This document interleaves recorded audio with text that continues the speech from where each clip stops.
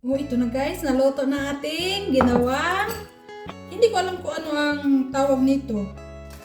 Pero, ay, pagkamahalo. Ay, sobrang init.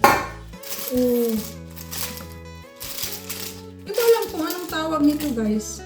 Basta kayo chocolate to. Tingnan natin ha. Sobrang na.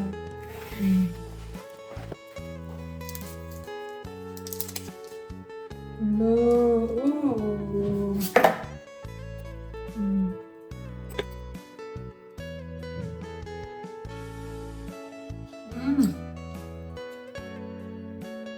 Gusto nila yung nilagay ko.